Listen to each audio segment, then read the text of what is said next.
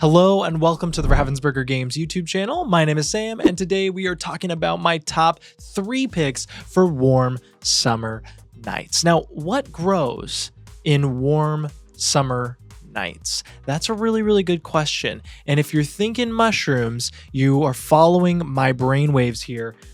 Cause yes, my first pick is Mycelia. Now, the reason why I'm picking this is that this is also a solo game. So if you are a solo gamer, this has a designated solo mode. It comes with some components that are specific to that solo mode, which is great.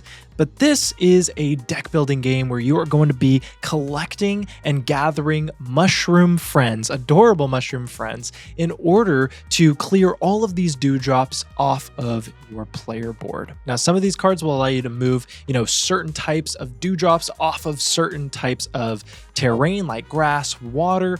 There's also some cards that allow you to do more interesting types of movement, like moving multiple from a space to another, and you're trying to get them onto a very specific space to clear them off your board. First player to clear all of the dewdrops off their board wins. I feel like this game just has that right vibe. It's really cute. That cover is very warm, and it's also got that cozy, nice solo mode that you can start playing on those warm summer nights. It also has a multiplayer mode, so if solo isn't your favorite way to play a game, this also has a really great way to play with your friends and family. I also do want to note that I have a solo mode playthrough video, so if you are interested in that, I'll have it linked down below and also above right now if you want to go ahead and check that out. Now, what is a really popular attraction to a party where people are going to be grabbing a stick or a bat and bashing the object in order to get candy to fall out? I feel like there's only one right answer to this, and I'd be very curious if there was anything else that you thought of with that particular description. But if you were thinking Piñata, yes, my next pick is going to be Piñata Blast. This one is great because where the first one has a designated solo mode, this one actually has a minimum of 3 players and goes up to 6 players and plays very quickly. You're going to have a hand of cards, and dice are going to be rolled with a lot of different types of candy.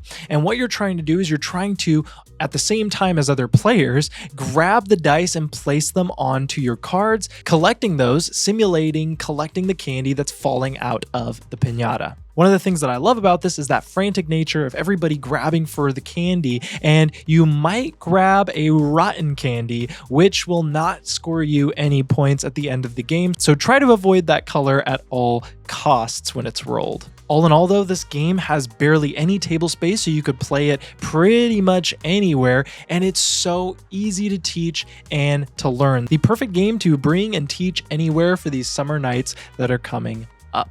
Now, most summer nights include a campfire. We all know we've been there, where we've been roasting marshmallows and telling scary stories on a warm summer night. And oftentimes, those scary stories include cryptids. Can you think of what game I am alluding to?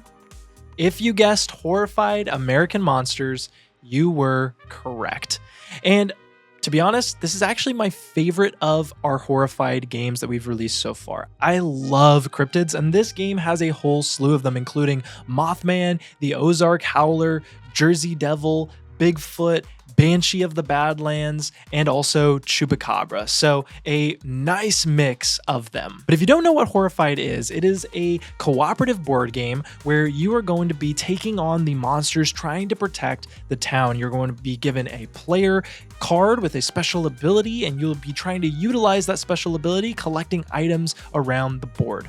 Each of these games has 3 different colored items that you'll be collecting, and all of the puzzles of the monsters that are in that game can be solved with those items in some unique way. And that's actually one of the things that I love most about this, is that when you're teaching people, really only you as the teacher need to know all of the rules of the monsters, but just teaching the core gameplay is super simple. All of these monsters are very unique from each other and provide a very different game experience.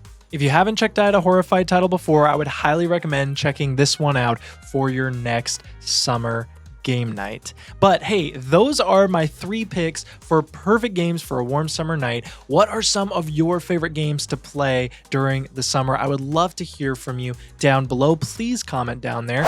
And if you enjoyed this type of content and you want to see more, please consider subscribing, liking the video, and pressing the bell notification to be notified when the next one is released. Thank you so much for watching. I'll see you next time. Bye-bye.